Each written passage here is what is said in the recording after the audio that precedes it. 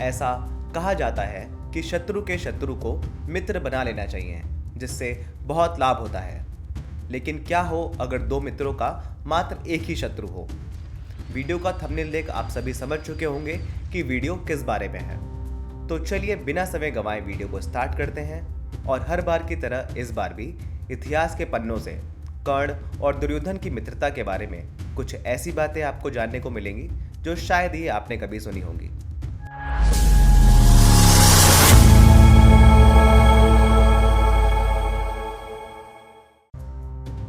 कर्ण और दुर्योधन दोनों ही बहुत शक्तिशाली और बहादुर योद्धा थे, जिनमें से एक हस्तिनापुर जैसे सम्राट साम्राज्य का उत्तराधिकारी बनना चाहता था, तो दूसरा स्वयं को पूरे संसार में एक महान योद्धा सिद्ध करना चाहता था। लेकिन दोनों के लक्ष्य की एक ही बाधा थी, पांडव। क्योंकि एक का मानना था उसके पिता के अंधे होने के कारण उनको राज्य ना देकर अन्याय हुआ था, जो कि अब उसका होना चाहिए था, क्योंकि वह अपने पिता का बड़ा बेटा था। वहीं दूसरे का मानना था कि उसे एक योद्धा के रूप में उचित सम्मान इसलिए नहीं मिल पा रहा क्योंकि हर कोई अर्जुन के प्रति पक्षपाती है। इसलिए एक ही शत्रु के खिलाफ आक्रोश ने इन दोनों को एक दूसरे पर निर्भरता के चिरस्थायी बंधन में बांध दिया और कुरुक्षेत्र का मैदान ही इन दोनों के लक्ष्य को पूरा कर सकता था। दुर्योधन का मानना था कि कर्ण जैसा योद्धा उसके साथ है, इसलिए वह कोई भी युद्ध जीत सकता है। लेकिन कर्ण के लिए युद्ध जीतना उतना महत्वपूर्ण नहीं था जितना अर्जुन को हराना। नैमिषारण्य में जब उग्रशर्वा सौती ऋषि शौनक और उनके शिष्यों को महाभारत का परिचय दे रहे थे, तो उन्होंने कहा था कि दुर्योधन क्रोध का एक विशाल वृक्ष था, जिसका तना कर्ण था, जिसकी शाखाएं शकुनी और फल दुशासन था, और उन्होंने धृतराष्ट्र को इस विशाल वृक्ष की जड़ बताया था। दुर्योधन व कर्ण की सबसे पहली भेंट गुरु द्रोणाचार्य के आश्रम में हुई थी, न कि उस द्वंद्व युद्ध में जहां हस्तिनापुर के राजकुमार द्वंद्व युद्ध करके प्रजाजनों का मनोरंजन कर रहे थे, जैसा कि हमें नाट्य के रूपांतरण में दिखाया जाता है। आश्रम में ही दुर्योधन की पांडवों के प्रति ईर्ष्या और कर्ण की अर्जुन के प्रति ईर्ष्या ने इन दोनों की मित्रता को बढ़ावा दिया था।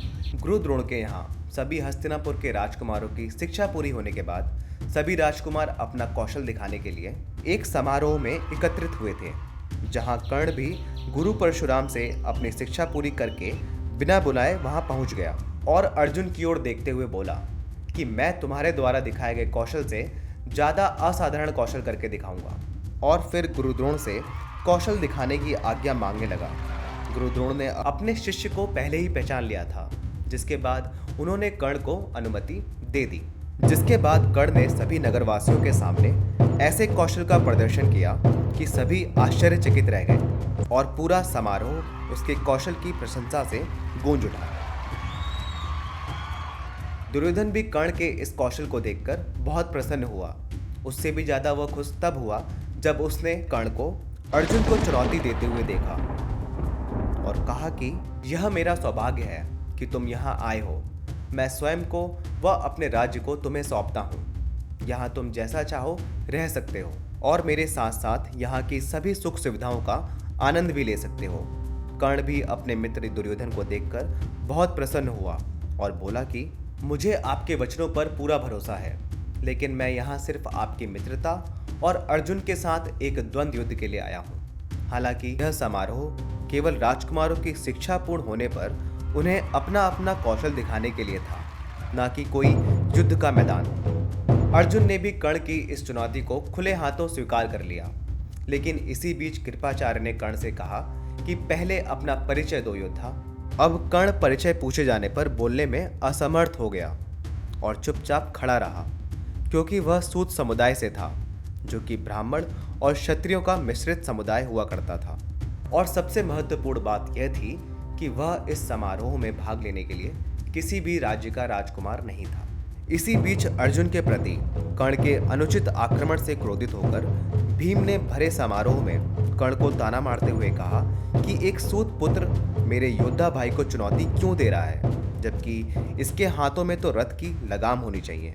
जिस पर पलटवार करते हुए दुर्योधन ने जवाब दिया कि एक योद्धा की पहचान उसकी वीरता होती है, न कि उसकी जाति व समुदाय, या फिर यह कि उसने कहाँ जन्म लिया है। और यदि अर्जुन को चुनौती देने के लिए उसका राजकुमार होना जरूरी है, तो इसी क्षण मैं कर्ण को अंग देश का राजा घोषित करता हूँ। अंग देश कर्ण के पिता अधिरथ का जनपद था, जो कि हस्तिनापुर के ही अधीन था। जिसके बाद उसी समारोह में कर्ण का राज्याभिषेक हुआ। लेकिन इसी सब चर्चा में ही सूरज डूब गया और दिन समाप्त हो गया और बड़े बुजुर्गों की राहत के लिए द्वंद्व को टाल दिया गया था। अर्जुन का बेहतरीन रण कौशल दुर्योधन के लिए लगातार चिंता का विषय रहा था, जो कि कर्ण के आ जाने से समाप्त हो गया। अब कर्ण के रूप में उसे एक ऐसा योद्धा मिल गया था जो अर्जुन का डट कर मुकाबला कर सकता था। भरे समारोह में जहां हर कोई कर्ण की जाति व समुदाय का उपहास करने में तुला था, वहां दुर्योधन द्वारा कर्ण को अंग देश का राजा घोषित करने के बाद वह स्वयं को दुर्योधन का ऋणी महसूस करता था और साथ ही कर्ण को उसके साथ खड़े होकर अर्जुन से युद्ध करने और दुनिया को यह दिखाने का भी अवसर मिल गया था कि वह इस संसार का सबसे महान योद्धा है। इस तरह दुर्योधन व कर्ण के बीच आजीवन साझेदारी की नींव रखी गई थी। एक कर्तव्यनिष्ठ व विश्वासी मित्र की तरह कर्ण ने भी दुर्योधन का हर क्षेत्र में साथ दिया, चाहे फिर उसका परिणाम कितना भी गलत क्यों ना रहा हो। हम आशा करते हैं हर बार की तरह इस बार भी वीडियो आपको अवश्य ही पसंद आई होगी। और अगर आपको यह वीडियो पसंद आई है तो दोस्तों व परिवार के साथ अवश्य ही शेयर करें। लेकिन आप निषाद राजकुमार एकलव्य के बारे में कितना जानते हैं? अगर आप एकलव्य के बारे में जानना चाहते हैं तो इस वीडियो पर क्लिक करके जान सकते हैं। और अगर आपने अभी तक हमारा चैनल सब्सक्राइब नहीं किया है तो प्लीज़ कर लें।